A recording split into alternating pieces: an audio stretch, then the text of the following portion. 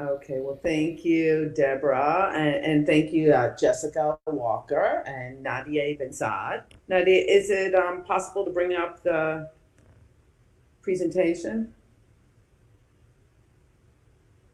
Okay, thank you. Okay, so I'm here to talk about the current situation in New York and some ideas on how to improve it.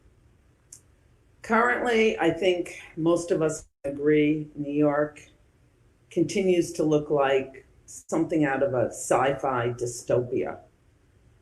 It's not the city we know. Leasing activity is down 90% from the rate in February, and only about 10% of the office firms are going into the office. That lack of tenants going into the office is having a huge trickle down effect on all aspects of our ecosystem. This is millions of people that did come to the city. They use the restaurants, they use the stores, they use the transit, and they're staying home. And one periodical said 60% of restaurants in New York are on the verge of closing. So what do we need? We need another PPP, but this is our PPP. The first thing we need is promotion and to get creative. Use initiative. A few examples a few positive things that I've seen going on. There's the Madison Avenue Fair, which has been happening on Saturdays and will be for the next few weeks, which is creating a lot of buzz around the stores on Madison Avenue and the restaurants. The other thing we're going to need is really, for lack of a better expression, a new deal in the contract between landlords and tenants. Landlords are going to need to be partnering with their tenants, and glimmers of this are starting to happen. For example, Simon Property Group and Brookfield Properties recently bought J.C. Penney. So this is going to keep a lot of the locations open and save tens of thousands of jobs. But more generally speaking, the landlords are going to have to view their, especially retailers and restaurant tenants, as potential partners. And these small, medium sized businesses are going to need the help of the landlords and the help of the government in order to get through these times because they're essential to our life in the city. You know, one idea, it wasn't here in New York, but in the UK, for the month of August, the British government paid 50% of the bill for diners and pub goers, up to £10. And this was a big success in London. I think we need something like that here.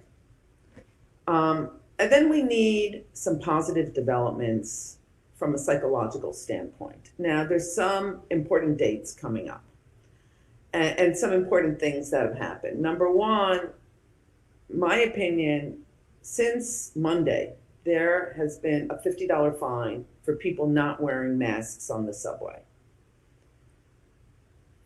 This is being done in London. It's a $100 fine. And in other big cities, you need to get people comfortable on the mass transit. We're in a mass transit crisis, and that is the biggest problem in getting people back to the offices. The other thing that's going to be coming is school is going to be starting on September 21st, though I just heard now that's potentially pushed back to the 29th, and it's going to be in staggered phases. That is going to be, you know, I think once parents can ship their kids off to school, they're going to be able to go into the offices. Then on September 23rd, JP Morgan has announced that traders on their trading desks should return to work unless they have a child care or health issue. I expect that this is, no other banks have followed suit yet, but I expect that this is going to have a big impact. Another interesting item from JP Morgan, they've recently announced some data regarding the productivity of their employees. Of course, their employees have been 95% working from home, but they're seeing Mondays and Fridays a real drop in productivity. And the rest of the week isn't that great either. What this tells me is there's a bunch of slackers out there, let's face it.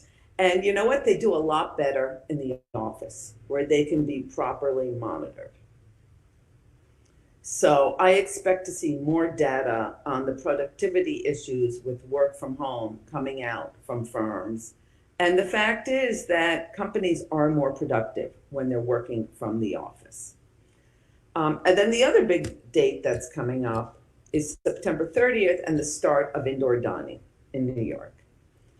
So, of course, people need to feel safe in order to get out and use the restaurants and the transit. And we need to improve the quality of life in New York. People have started leaving New York City now. Services are declining. And then it becomes a vicious circle, a vicious cycle. So we need to grow the city to be successful. And we need to keep bringing back the visitors and the residents. Basically, we need a new model for growth that has a lot of innovation. And just one other idea, getting back to mass transit, is I think that Mayor de Blasio should be on that subway every day, showing that it's safe. Lastly, money and payment. The situation is not going to improve until the government gets actively involved via payments and programs. We need funding for our infrastructure. We need a return of the state and local tax deduction, and we need the construction of affordable housing. We basically need a Marshall Plan for New York City. We need to revamp the infrastructure of New York and the mass transit. You know, the MTA is in need of $12 billion in the next 12 months. Otherwise, there are going to be massive layoffs and service cuts. And the MTA apparently is seeing greater losses than they did during the Great Depression. So all this pens positive news and Washington's help. But in the meantime, the landlords need to take action. Yeah, New York City landlords are a wily, highly intelligent bunch, and they need to start thinking creatively, substantially reducing the rents, giving flexible lease terms, basically making it worthwhile for entrepreneurs to take a chance now and open up a restaurant, a store, a business. Right now, they want the tenants to assume all the risk, and that's not going to work in the short term. So far, I agree with Deborah, the landlords have been just giving modest discounts and rent deferrals. But let's face it, the landlords are in a state of shock. Their world has been totally upended and changed. And revolution takes time. And that's really what we're talking about. So I think my time is up. I'll cede it to Patrick. Give us the on the ground story.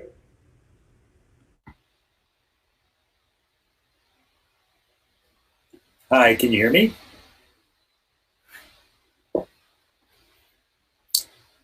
So I'm Patrick Hall, and I'm a small business owner. My wife and I